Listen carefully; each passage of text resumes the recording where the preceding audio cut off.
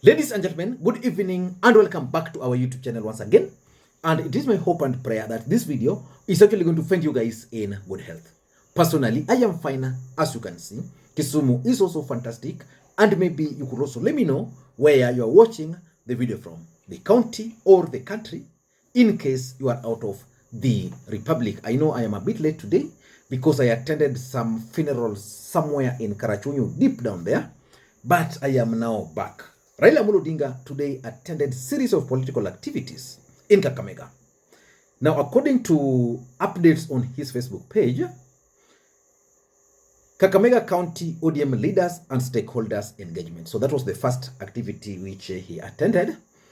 Then later on, this is the other thing they updated. Party leader Raila Odinga at Kakamega Delegates Conference at Golf Hotel. Earlier, he paid a visit to the area MP Tetas Hamala, whose house was demolished last night.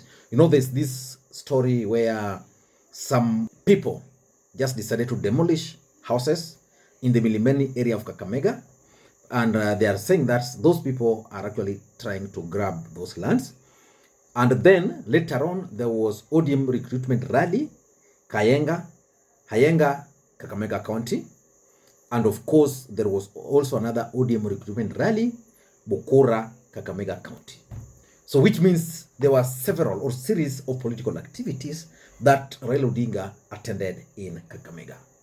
As a matter of fact, Raila Odinga has embarked on a journey of revamping ODM party ahead of the 2027 general election. And the truth of the matter is that Raila Odinga is under a lot of pressure to run for the presidency once again in 2027. And based on my own assessment, and of course I'll do a comprehensive analysis about the Kakamega event. Based on my analysis, the reception was out of this world. It was massive, from the way Raila Odinga was received, from the delegates conference, from the leaders who attended that meeting. But Raila Odinga is under a lot of pressure to run for the presidency of the Republic of Kenya in 2027. And today, Raila Odinga gave his condition. Listening to Raila Odinga very briefly before we proceed. Wewe mshauriwa kama mbunge, fanya kazi kama mbunge kwanza. Hapana sema nataka sasa nitaka kuwa senator, nataka kuwa governor si nini. Hiyo wakati itakuja. Hatutaki early campaign, madaka early campaign italeta mvurutano, italeta tension mingi katikati ya viongozi, sio? Sivyo? Kwa hivyo mimi nataka nyinyi wana kiongozi nafanya kama hiyo, mwambie wacha kwanza, wakati hajafika. Wakati itafika. Tukipiga firimbi tunasema sasa anjeni kama campaign. Sawa sawa? Tumeelewana vizuri? Vijana mko tayari? Mko tayari? Na baba endelea siendelee. Endelea siendelee. Mkiingia ndani ya chama mimi nitaangalia. Mkiingia ndani ya chama vizuri nitaangalia. Sawa sawa? Asanteni sana, Mungu awabariki. Now that's Raila Odinga giving his condition. And the condition is simple. Register in millions, then I can consider your proposal. And of course, the mood earlier was also similar, if you listen to the speeches by various leaders. Na kwa sababu muda umeenda, Baba, I want to assure you, wewe unajua uko na majeshi hapa. Mimi I am your number one supporter kama chairman wako.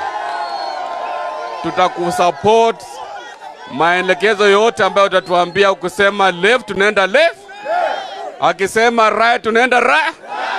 Vijana hoi! Sasa ni wakati wa kukaribisha Governor Emeritus ambaye ni... And because in politics nothing happens out of mere coincidence, in this particular video I want to reveal to you guys the objective of that particular statement by Raila Amolo Odinga. Remember, in politics everything is normally well planned, well scripted and executed to achieve a specific political objective. But before we get into all those details, in case you are watching this channel for the first time, please take a second or two, click that subscribe button so that next time we produce a video like this, YouTube will automatically notify you. And to the subscribers, I want to continue thanking you guys for your continued support, because without that support, this channel cannot be where it is. Ladies and gentlemen, without any further ado, allow me to dive in. Why do you think Raila Odinga gave those conditions? Now, let me begin this video by asking you this question. Who would you support for the presidency within Azimio? Raila, Kalonzo, Martha Karua. Okay, based on the signals we are receiving from Raila Odinga and Azimio brigades, it is clear that they are likely to support Kalonzo Musyoka. Do you think Stephen Kalonzo Musyoka has what it takes to remove William Ruto from office? So those are some of the questions which are emerging. But for me, Raila Odinga's statement was intended for several objectives. Number one, in my view, is that Raila Odinga is laying the ground for 2027. And what are Raila Odinga's options for 2027? The options are only three, if you ask me. Number one, Raila Odinga has the option of running again. But can he win? Number two, Raila Odinga has the option of supporting someone within Azimio. And in that case, I can see Stephen Kalonzo Musyoka being the beneficiary. The third option for Raila Odinga, which is extreme, would be to support William Ruto's second term, which I don't think can happen. So which means Raila Odinga has three options. But I want to narrow it to two options, because Raila Odinga can decide to run or he cannot decide to run. If Raila Odinga were to run, it means he has to work with numbers. He has to figure out, do we have numbers in ODM? And those numbers can only come from the way people are responding.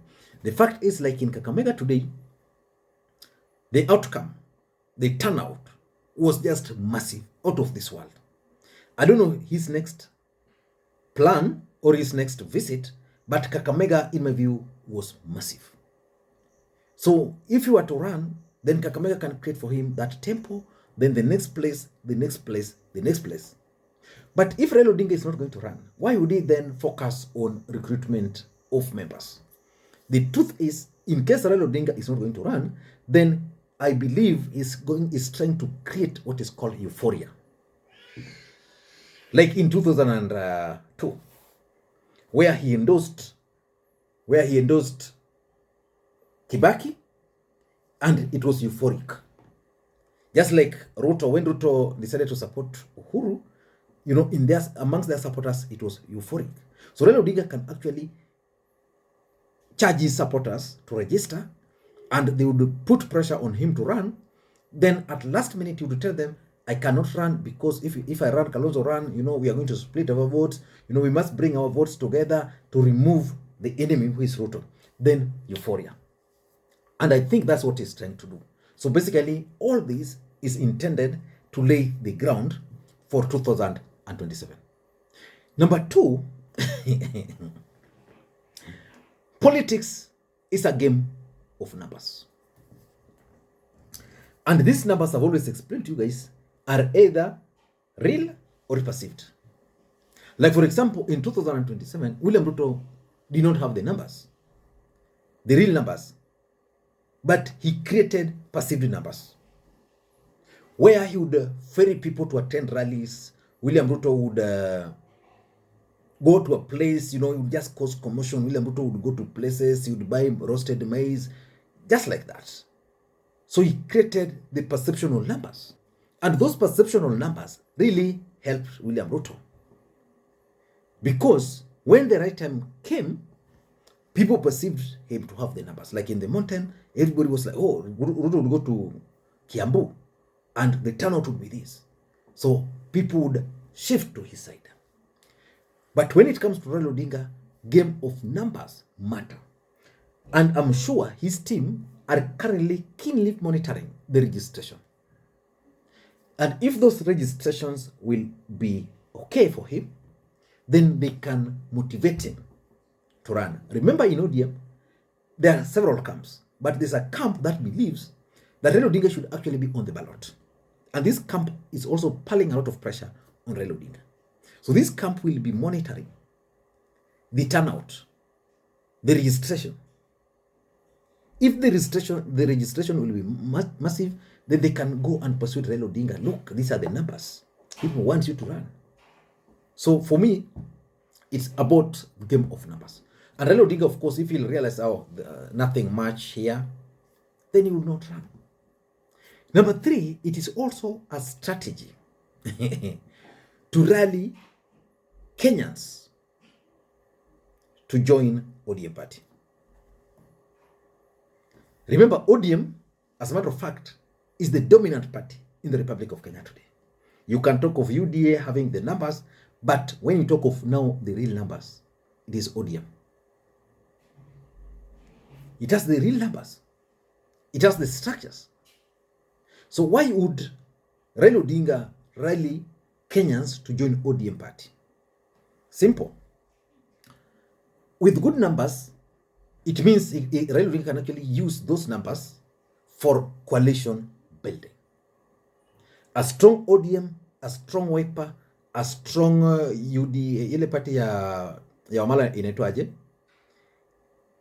A strong NAK Kenya, all those parties, if they are strong, then they are going to strengthen Azimio. And of course, if all those parties are strong and ODM is more stronger, then it's a good bargaining point. You can use the numbers now to bargain. Like, for example, assuming Raila Odinga were to say, okay, I'm not running for this, our interest is to remove Ruto from office. So what do? We are supporting someone else. Let's say Kalonzo. So our numbers are this. So Kalonzo Musyoka, we are going to support you, but these are our conditions. We want the deputy president. We want the chief prime cabinet secretary. We want the speaker of the National Assembly. We want the speaker of the Senate. We want, you can easily bargain with the numbers. And that's why Raila Odinga is keen on those numbers. Number 2, it's also important that if ODM party is seen to be active, then it can make the party attractive. And attractive ODM party is good for Raila, is good for Azimio. It will attract aspirants, it will attract more supporters, and of course, their presence will always be felt. And of course, you also know that if ODM will be strong with the right recruitment, then after the elections, it will mean that they are definitely going to win several seats, which will add up to the political parties' funds. So the question is, why would Raila Odinga strengthen ODM party for political parties' funds? Political parties' funds are actually distributed based on numbers.